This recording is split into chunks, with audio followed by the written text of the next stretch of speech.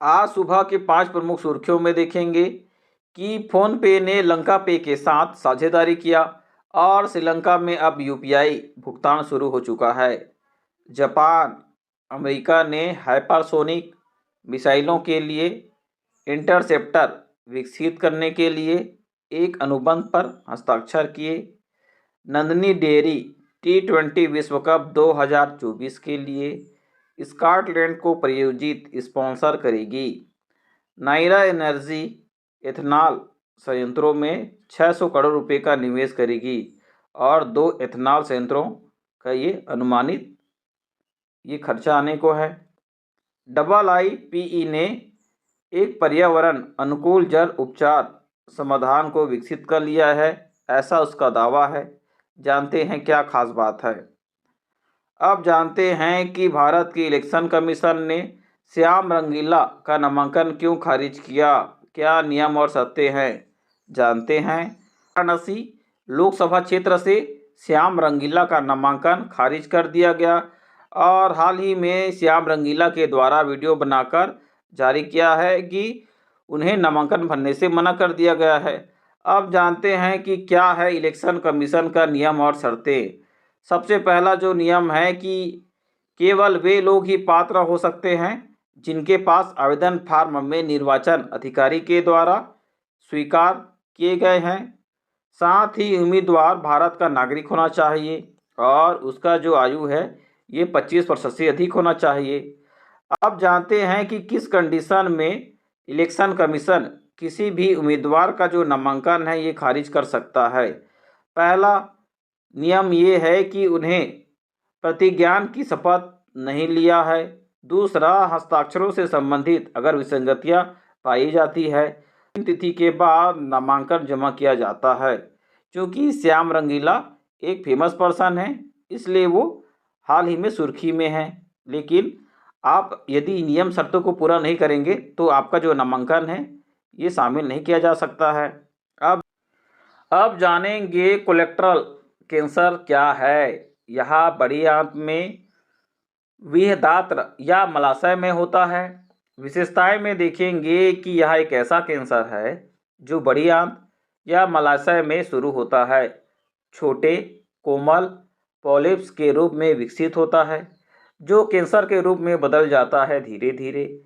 निदान में देखेंगे कि शीघ्र पता लगाने के लिए कोलोनोस्कोपी जैसे जांच परीक्षण आवश्यक है। स्वास्थ्य लक्षणों में देखेंगे कि मल त्याग की आदतों में बदलाव, मल में खून, पेट में दर्द शामिल है।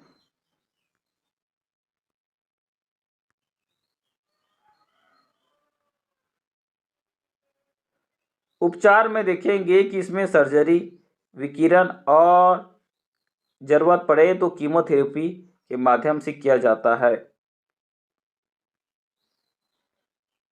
न्यूज क्लिक संस्थापक की रिहाई। उच्चतम न्यायालय ने न्यूज क्लिक के संस्थापक की गिरफ्तारों को अवैध माना, तत्काल रिहाई के आदेश दिए। उच्चतम न्यायालय ने UAPA के अंतर्गत पत्रकार प्रवीर पुरकायस्थ की गिरफ्तारी को अवैध माना, उनकी रिहाई को आदेश दिया गया। न्यायमूर्ति BR गवई और संदीप मेहता ने गिरफ्तारी के लिए लिखित आधार की अनुपस्थिति पर जोर दिया, कानूनी दृष्टि से इसकी अमान्यता पर जोर दिया। हिरासत से तत्काल रिहाई की आवश्यकता की पुष्टि की। राष्ट्रीय लुप्तप्राय प्रजाति दिवस 17 मई को मनाया जाता है। राष्ट्रीय लुप्तप्राय प्रजाति दिवस 17 मई को मनाया जाता है। वर्ष 2006 में डेविड रॉबिन्सन और लुप्तप्राय प्रजाति गठबंधन ने राष्ट्रीय लुप्तप्राय प्रजाति दिवस मनाने की स्थापना किया। इस वर्ष के राष्ट्रीय लुप्तप्राय प्रजाति दिवस की विषय वस्तु थीम है सेलिब्रेट सेविंग स्पीसीज। यह दिन प्रजातियों को नुकसान पहुंचाने वाले, लापरवाह मानवीय कार्यों को कम करने के लिए कार्रवाई का आह्वान है। IUCN के अनुसार इस ग्रह पर 40% जानवर, कीड़े और पौधे विलुप्त होने के खतरे में हैं। विश्व दूरसंचार दिवस 17 मई को प्रतिवर्ष मनाया जाता है। वर्ष 1865 में अंतर्राष्ट्रीय दूरसंचार संघ की स्थापना किया गया, जब पहले भारतीय टेलीग्राफ कन्वेंशन पर हस्ताक्षर किए गए थे। 2005 में सूचना समाज पर विश्व शिखर सम्मेलन ने संयुक्त राष्ट्र से 17 मई को विश्व दूरसंचार दिवस घोषित करने के लिए कहा। डिजिटल प्रौद्योगिकियां 2030 तक संयुक्त राष्ट्र सतत विकास लक्ष्यों के अंतर्गत 70% लक्ष्यों को प्राप्त करने में सहायता कर सकती है। नंदिनी डेयरी T20 विश्व कप 2024 के लिए स्कॉटलैंड को प्रायोजित करेगा। क्रिकेट स्कॉटलैंड ने भारत की कर्नाटक स्थित नंदिनी डेयरी को T20 विश्व कप आधिकारिक प्रायोजक घोषित किया है। T20 पुरुष 2024 विश्व कप संयुक्त राज्य अमेरिका और वेस्टइंडीज में खेला जाएगा। M.K. Jagdish Karnataka milk federation के MD हैं। इससे पहले अमूल को श्रीलंका पुरुष टीम, USA पुरुष क्रिकेट और दक्षिण अफ्रीका टीमों की आधिकारिक प्रायोजक के रूप में नियुक्त किया गया था। पूर्व सैनिक कल्याण विभाग ने आयोजित किया समाधान अभियान। पूर्व सैनिक कल्याण विभाग ने दार्जिलिंग के बागडोगरी आर्मी कैंप में समाधान अभियान आयोजित किया, जिसमें पूर्व सैनिकों को उनकी समस्याओं का समाधान करने के लिए शामिल किया गया। डॉक्टर नितेन चंद्रा ने कल्याणकारी उपायों में सुधार के लिए सरकार की प्रतिबद्धता पर जोर दिया। डॉक्टर नितेन चंद्रा ने कल्याणकारी उपायों में सुधार के लिए सरकार की प्रतिबद्धता पर जोर दिया और समाधान तंत्र को बढ़ाने के लिए प्रतिक्रिया मांगी। इस पहल का उद्देश्य पूर्व सैनिकों के बलिदान का सम्मान, उनके मुद्दों को हल करना और एक सहायक वातावरण को बढ़ावा देना है। फोनपे ने भारतीय पर्यटकों के लिए श्रीलंका में UPI लॉन्च किया। फोनपे ने लंका पे के साथ साझेदारी में श्रीलंका में UPI भुगतान को लॉन्च किया, जिससे भारतीय पर्यटक ऐप के माध्यम से निर्बाध भुगतान कर सकेंगे। यह सहयोग उपयोगकर्ताओं को विनिमय दर के आधार पर भारतीय रुपये में लेन देन के साथ लंका QR कोड को स्कैन करके स्थानीय व्यापारियों को सुरक्षित त्वरित भुगतान करने में सक्षम बनाता है। फोनपे के वर्तमान में CEO हैं अंतर्राष्ट्रीय भुगतान के रितेश पै। वर्ल्ड एक्वेटिक्स ने जलीय खेलों को बढ़ावा देने के लिए पूल फॉर ऑल कार्यक्रम के अंतर्गत भूटान में 2400 मीटर का सबसे उच्चतम प्रतिस्पर्धी स्विमिंग पूल का उद्घाटन किया। तैराकी की वैश्विक संस्था ने 2019 में एक कार्यक्रम में शुरू किया, जिसका उद्देश्य अधिक देशों को क्षेत्रों के लिए सुलभ जलीय सुविधाएं सुनिश्चित करना है।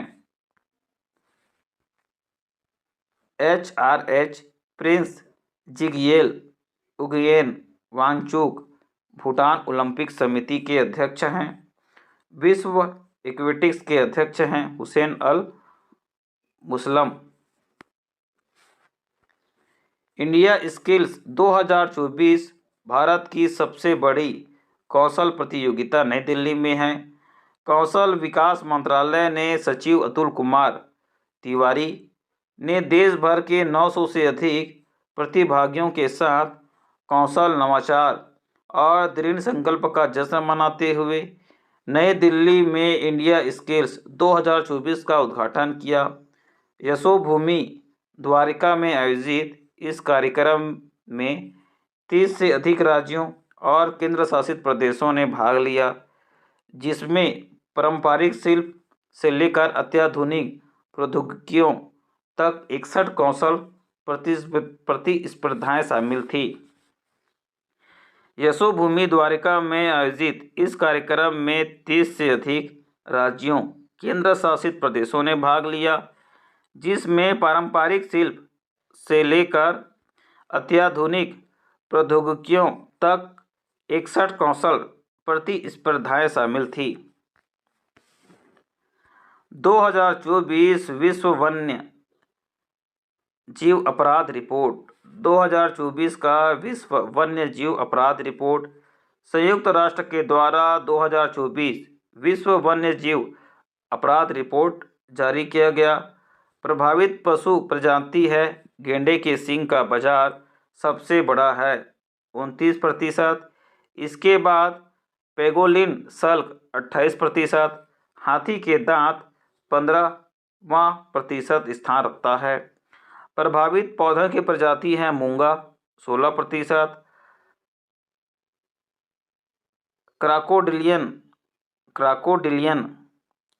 प्रभावित पौधों की प्रजातियां में मूंगा 16%, क्राकोडिलियन 9%, एलिफेंट और वाइवेल्स मोस्क प्रत्येक का 6%।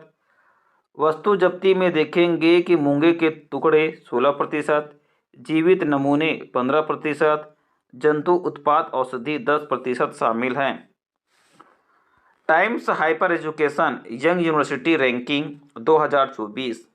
Times higher education young university ranking 2024 में इस वर्ष विश्व रैंकिंग भर के 670 से अधिक विश्वविद्यालय को शामिल किया गया था। शीर्ष 100 सूची में भारत के 2 विश्वविद्यालय को स्थान मिला। महात्मा गांधी विश्वविद्यालय केरल 81वां, अन्ना विश्वविद्यालय चेन्नई 96वां स्थान रखते हैं। सिंगापुर की नानयांग टेक्नोलॉजिकल यूनिवर्सिटी लगातार दूसरे वर्ष की तालिका में शीर्ष पर है। विश्व रैंकिंग में विश्व के सर्वश्रेष्ठ विश्वविद्यालयों की सूची दी गई थी, जो 50 वर्ष या उससे कम आयु की हैं। ग्रीष्मकाल 2023 2000 वर्षों में सबसे अधिक गर्म रहा। अध्ययन में देख लेते हैं कि ग्रीष्मकाल पूर्व औद्योगिक औसत से 2.2 डिग्री सेल्सियस अधिक थी, जो अल नीनो जलवायु प्रतिरूप के कारण बढ़ी है। 1990-2009 तक वार्षिक रूप से 1,50,000 से अधिक मौतें इससे जुड़ी हुई है। एशिया में ग्रीष्मकाल में संबंधित मौतों की संख्या सबसे अधिक देखी गई, जबकि यूरोप, विशेष रूप से ग्रीस, माल्टा और इटली में प्रति व्यक्ति मृत्यु की दर सबसे अधिक थी। अध्ययन से पता चलता है कि वैश्विक तापमान और जलवायु वार्मिंग उत्सर्जन दोनों में वृद्धि जारी है। जापान यूएसए के बीच हाइपरसोनिक मिसाइल इंटरसेप्टर विकास के लिए अनुबंध पर हस्ताक्षर हुए। जापान और अमेरिका ने 2030 तक हाइपरसोनिक मिसाइलों के लिए इंटरसेप्टर विकसित करने के लिए एक अनुबंध हस्ताक्षर किए। इस परियोजना की लागत $3 अरब से अधिक है।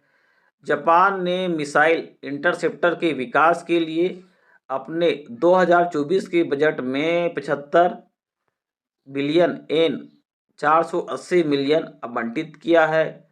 हाइपरसोनिक मिसाइलों ध्वनि की चाल 5 गुना से अधिक गति चलती है। चीन और उत्तर कोरिया के साथ तनाव के बीच क्षमताओं को सुदृढ़ करने का लक्ष्य रखा गया है। IIPE ने पर्यावरण अनुकूल जल उपचार समाधान विकसित किया है। भारत पेट्रोलियम एवं ऊर्जा संस्थान है IIPE, जो आप स्क्रीन पर देख सकते हैं। विशाखापट्टनम ने गंदे नदी के पानी को कुशलतापूर्वक उपचारित करने के लिए surface modification technique of membrane विकसित किया है। यह तकनीक कठोर रसायनों के बजाय अविषाक्त गैसों का उपयोग करती है। इसका उपयोग फार्मास्यूटिकल्स, भोजन तैयार करने, वस्त्र उद्योग में किया जाता है, जो जल इकाइयों को प्रदूषित क्षति को कम करके पर्यावरण संरक्षण को बढ़ावा देता है। नायरा एनर्जी 2 इथेनॉल संयंत्रों जिसका लागत 600 करोड़ रुपए है।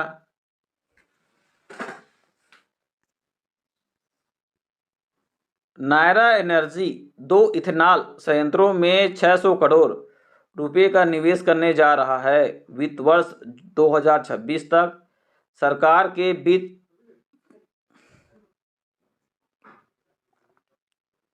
वित्त वर्ष 2026 तक सरकार के 20% इथेनॉल मिश्रण के लक्ष्य के अनुरूप नायरा एनर्जी आंध्र प्रदेश और मध्य प्रदेश में इथेनॉल विनिमय संयंत्र स्थापित करेगा। प्रत्येक संयंत्र की उत्पाद क्षमता 20 किलोमीटर प्रतिदिन KLPD होगी,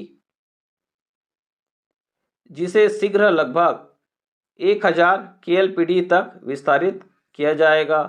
कंपनी का लक्ष्य 2030 तक अपने खुदरा ईंधन स्टेशनों को 50% तक विस्तारित करने का भी है।